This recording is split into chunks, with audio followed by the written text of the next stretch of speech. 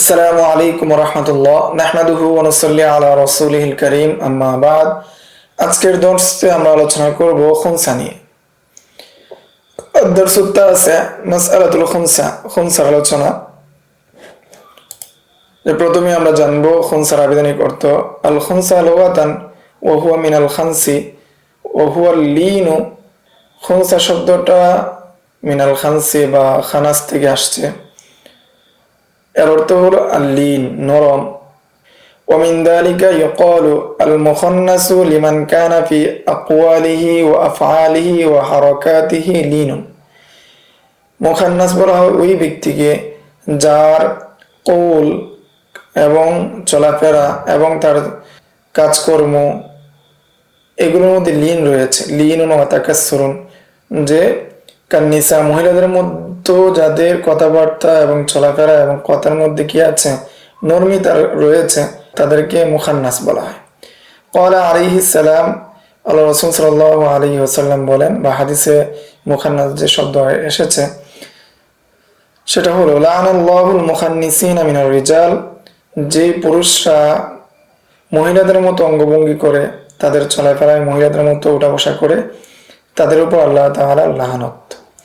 ইস্তিলাহান, যে খুনসা এর পরিভাষা হলো আল মুরাদু বিহি মান লাহু আলাতু রাজুলি ওয়াল মারআ মান। যেই ব্যক্তির পুরুষাঙ্গ এবং স্ত্রীয়াঙ্গ উভয়টি রয়েছে একই সাথে। আও লাইসা লাহু শাইউন মিনহুমা আসলান, অথবা যে ব্যক্তির পুরুষাঙ্গ অথবা মহিলাঙ্গ কোনোটাই নেই, এমন ব্যক্তিকে খুনসা বলা হয়। আল খুনসাল মুশকিল, আর খুনসায় মুশকিল বলা হয় হুয়াল্লাযী আশকালা ওয়াশতাবাহু আমরু যুকুরাতিহি ওয়া উনুসাতিহি। যে খুনসায় মুশকিলা বলা হয় ওই ব্যক্তিকে যে ব্যক্তির বিষয়ে সে পুরুষ না মহিলা সেই বিষয়ে ইশতিবা হয়ে গিয়েছে, কঠিন হয়ে গিয়েছে। লিআজলি তাআরুজিল আলাতাইন, যেহেতু তার মধ্যে পুরুষাঙ্গ এবং মহিলাঙ্গ উভয়টি রয়েছে। আও লিআদামিহিমা আসলান, অথবা তার মধ্যে পুরুষাঙ্গ অথবা মহিলাঙ্গ কোনোটাই নাই, এই জন্য। ফাইনাল ইনসানা লা ইয়াখলু আলা আহাদিল হালাতাইন, কেননা মানুষ যারা রয়েছে তারা যে কোনো একটা অবস্থায় হয়, অথবা পুরুষ অথবা মহিলা হয়। ফাল খুনসাল মুশকিল ওয়া মা'নাল মুস্তাবিহুল আমরি যুকুরিয়াতি আওয়াল উনুসাতি, যে সে পুরুষ না মহিলা সেই বিষয়টা কি হয়ে গিয়েছে, ইশতিবা হয়ে গিয়েছে, এমন ব্যক্তিকে খুনসায় মুশকিল বলা হয়। বায়ানু মা ইয়াজালু বিল ইশকাল আনিল খুনসা, যে এখন আমরা আলোচনা করব যে খুনসা যে রয়েছে সে কি পুরুষ না মহিলা, সেই বিষয়টা দূর হবে কিভাবে। সেই বিষয়টা দূর হওয়ার পদ্ধতি হলো আল আউয়াল, প্রথম পদ্ধতি, আন বালা মিন আলাতির রিজাল ফাহুয়া যাকারুন ওয়া লাহু মিরাসু। ওই ব্যক্তি যদি পুরুষাঙ্গ দ্বারা প্রস্রাব করে তাহলে সে পুরুষ এবং সে পুরুষের মিরাস পাবে। ওয়া ইন মিন আলাতিন নিসা ফাহিয়া উনসা ফালাহা মিরাসুহা। আর যদি স্ত্রীলিঙ্গ দ্বারা যদি সে প্রস্রাব করে তাহলে সে মহিলা এবং তার মহিলাদের যে মিরাস, মহিলা হিসেবে যে মিরাস পাওয়ার কথা সেই মিরাস পাবে। আসানি, দ্বিতীয় প্রকার হলো ওয়া আন ইয়াবুলা মিন আলাতাইনা জামিআন, সে যদি উভয় অঙ্গ দ্বারা কি করে, প্রস্রাব করে। ফাল মুআতাবারু ওয়াল আসবাকু খুরুজান, তখন এখানে বিবেচনা করা হবে যেটা দ্বারা, যে অঙ্গ দ্বারা বা যেই পুরুষাঙ্গ হোক অথবা মহিলা অঙ্গ হোক, যে অঙ্গ দ্বারা পূর্বে সর্বপ্রথম প্রস্রাব বের হয় সেই অঙ্গটাকে বিবেচনা করা হবে।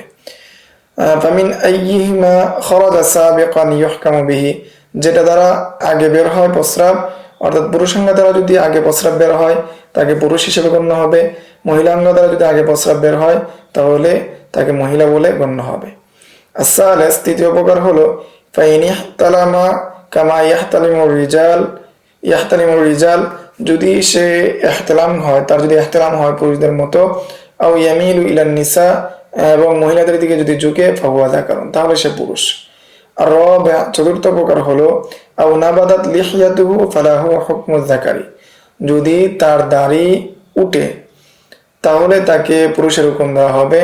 আল খামিস, পঞ্চম পদ্ধতি হলো ইন যাহারা লাহু সাদিয়ুন আও হাযা আও হাবালা ফাহুয়া ইমরাআতুন, যদি তার স্তন প্রকাশ পায় এবং অথবা তার হায়েজ হয় অথবা তার কি সে গর্ভবতী হয় তাহলে সে মহিলা বলে গণ্য হবে।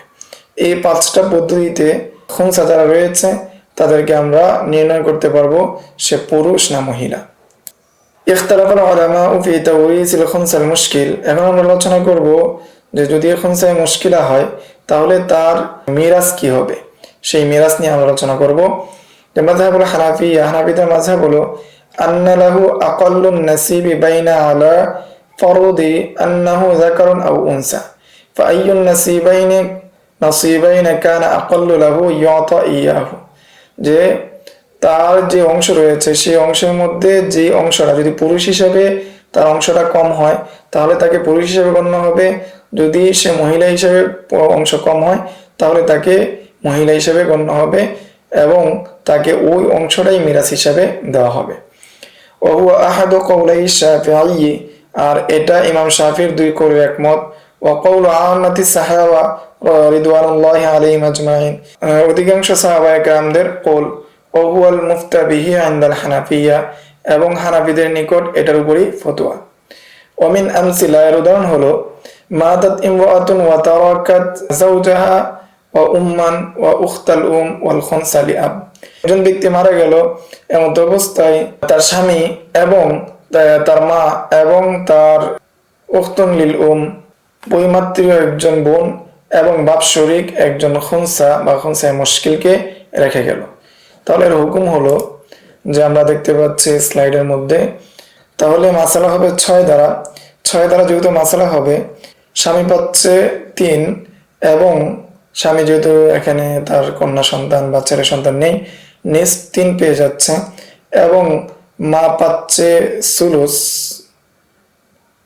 আচ্ছা, এখানে যেহেতু বোন আছে এই জন্য মা পাবে সুদুস, এই জন্য মা পাবে 6/1। আর উখতুন লি আওলাদুল তারা পাচ্ছে সুদুস, সেই হিসাবে তারাও পেয়ে যাচ্ছে 1। আর বোন যে রয়েছে, বোন খুনসা লি আবিন, এখন খুনসা লি আবিন তাকে যদি ভাই যদি ধরা হয় তাহলে সে পাচ্ছে আসাবাই হিসাবে 1 পায়। আর যদি তাকে উখতুন লি আব ধরা হয় তাহলে সে নিসফ পেয়ে যাবে। যেহেতু বোনের অংশ হলো সন্তানাদি না থাকার কারণে নিস, এই জন্য সে এখানে নিসফ পেয়ে যাবে। তাহলে বোনের অংশটা বেশি হয়, ভাইয়ের অংশটা কম হয়, সেই হিসাবে আমরা এখানে তাকে ভাইয়ের অংশ দিব, বোনের অংশ দিব না। অর্থাৎ এই খুনসায়ে মুশকিলকে আমরা পুরুষ ধরবো, মহিলা ধরবো না। দ্বিতীয় সূরাতে মাসালা হলো যে মাসালা 6 দ্বারা হওয়ার প্রেক্ষাপটে স্বামীকে দেওয়া হলো নিস এবং উম্মে ওয়ালাদকে দেওয়া হলো সুদুস 1 এবং খুনসা লি আব তাকে সে যদি উখতুন লি আব হয় অর্থাৎ মেয়ে হয় তাহলে তাকে দিতে হবে নিস, সেই হিসাবে সে পেয়ে যাচ্ছে 3 এবং উখতুন লি যে রয়েছে সে পাবে সুদুস তাকমিলাতান লিসুলুসাইন হিসাবে। তো এখানে যদি খুনসাকে যদি মহিলা ধরা হয় তাহলে সে বেশি পেয়ে যাচ্ছে, পুরুষ হলে কম পাবে, সেই হিসাবে আমরা তাকে পুরুষ হিসাব করে কি করবো, আমরা তাকে সম্পদ দিব। ফাউতিয়াল খুনসা সাহামুজ যাকারি লিয়ান্নাহু আকাল, খুনসাকে কি দেওয়া হবে, পুরুষের যে অংশ সেই অংশ দেওয়া হবে, কেননা সেটাই কি কম। তো এই ছিল খুনসায়ে মুশকিল এবং খুনসা সম্পর্কে সংক্ষিপ্ত আলোচনা। সামনের দর্শে আমরা এই বিষয়ে আরো আলোচনা করব। তো মৌলিক আলোচনাগুলো আমাদের পূর্বে চলে গিয়েছে, সেগুলো আমরা চেষ্টা করবো ভালোভাবে আয়ত্ত করার। আসসালামু আলাইকুম ওয়া রাহমাতুল্লাহ। يؤتي الحكمة من يشاء ومن يؤت الحكمة